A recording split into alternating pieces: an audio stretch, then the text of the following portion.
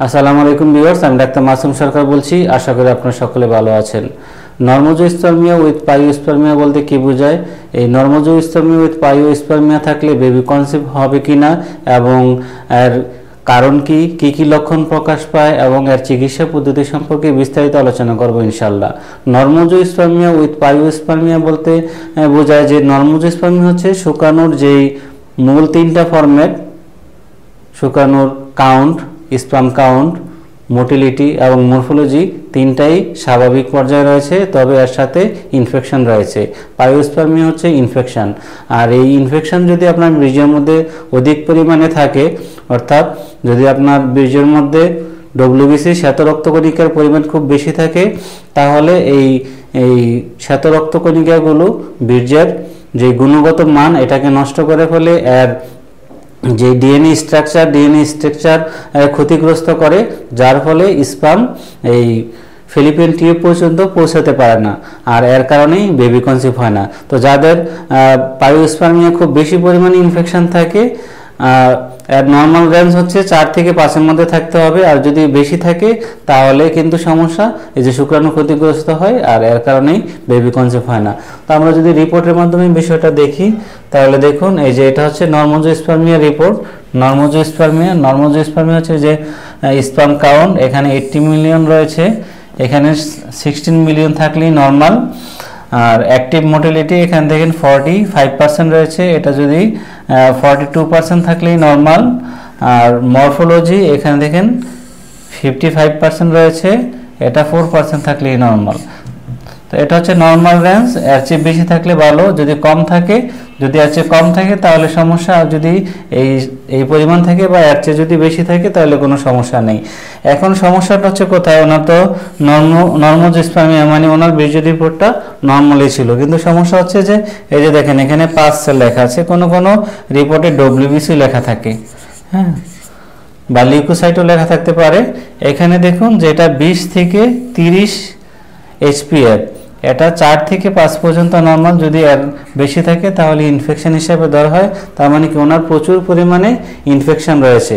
আর এই বেশি ইনফেকশন যদি থাকে, অনেকের ক্ষেত্রে কোনো ধরনের সিমটম প্রকাশ পায় না, তবে কারো ক্ষেত্রে বীর্যপাতের পর জ্বালাপোড়া করে, বিশেষ করে স্ত্রীর যোনিতে প্রচণ্ড জ্বালাপোড়া করে, কারো চুলকানিও হয়, এক্ষেত্রে এই জন্য অনেকেই সহবাস করতে চায় না।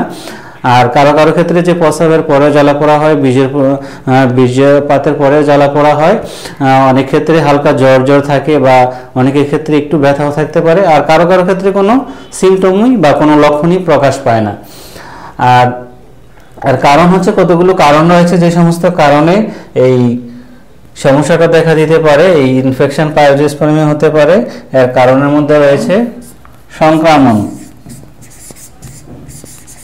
বডিতে বিভিন্ন ধরনের সংক্রমণ থাকতে পারে, যেমন যদি কিডনি সমস্যা থাকে বা ডায়াবেটিস থাকে বা সিস্টিক ফাইব্রোসিস থাকে, এই ধরনের সংক্রমণ যদি বডিতে থাকে তাহলে স্পার্মের সমস্যা হয়।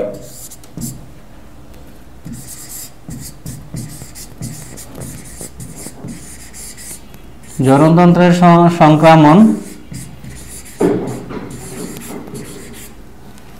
অনেকের বারবার ঘন এই যে প্রস্রাবে ইনফেকশন হয়, যদি প্রস্রাবে ইনফেকশন হয় তাহলেও এই ধরনের সমস্যা দেখা দেয়।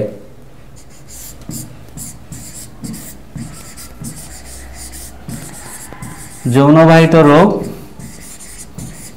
সিফিলিস, গনোরিয়া, ক্লাইমিডিয়া, এই ধরনের যদি সমস্যা থাকে তাহলেও এই বীজের মধ্যে ইনফেকশন দেখা দেয়।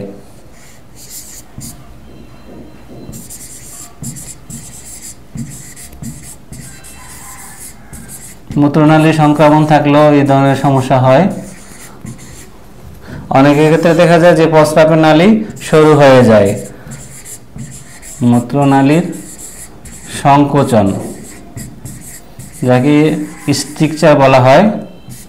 এই স্ট্রিকচার যদি হয় তাহলেও এই ধরনের সমস্যা হয়। পুরুষের অন্ডকোষে এক ধরনের সমস্যা রয়েছে, যার নাম হচ্ছে ভেরিকোসিল। এই ভেরিকোসিলের কারণে কি হয়? এই অন্ডকোষের রগগুলো ফুলে যায়, অন্ডকোষের শিরা ফোলা। এই ভেরিকোসিল যদি হয় তাহলেও এই ধরনের সমস্যা হতে পারে। আবার অনেকের ক্ষেত্রে অনেকে দেখা যায় যে নেশাদার দ্রব্য পান করে থাকেন, বিড়ি, সিগারেট, যে কোনো নেশাদার দ্রব্য পান করার কারণে এই ধরনের সমস্যা হতে পারে।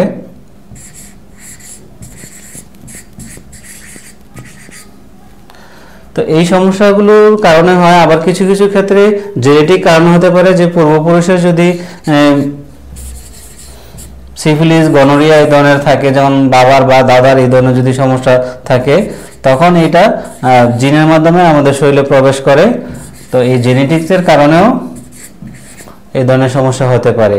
আবার কিছু ক্ষেত্রে কোনো কজই খুঁজে পাওয়া যায় না, কিন্তু এই সমস্যা থাকে। তো এই ইনফেকশন যদি থাকে তাহলে অবশ্যই আপনাকে চিকিৎসা গ্রহণ করতে হবে। যদি চিকিৎসা না করেন তাহলে বেবি কনসিভ হওয়ার সম্ভাবনা খুব কম থাকে। বেবি কনসিভ হতে পারে, কিন্তু খুব হাই ইনফেকশন যদি হয় সেক্ষেত্রে বেবি কনসিভ হওয়ার সম্ভাবনা খুবই কম। তো এটা ইনফেকশনের উপর নির্ভর করে। আপনার ইনফেকশন যত বেশি তত বাচ্চা কনসিভ হওয়ার সম্ভাবনা কম থাকে। তো ইনফেকশন থাকলে আপনার করণীয় কি? আমি সব ইনফেকশনের ক্ষেত্রেই, যখন ইনফেকশন হচ্ছে শরীরে একটা প্রদাহ, তো আপনার এই প্রদাহ কমানোর জন্য আপনারা যে কাজটা করতে পারেন, প্রতিদিন 1 গ্লাস কুসুম গরম পানির সাথে পুরো একটা লেবুর রস মিক্স করে সকালে খালি পেটে খাবেন। তাহলে আপনার শরীরের যদি ব্যথা থাকে, ব্যথা কমে যায়, প্রদাহ কমে যায়। অনেকে জ্বরের ক্ষেত্রেও যদি আপনারা খান তাহলে কিন্তু এটা কমে যায়।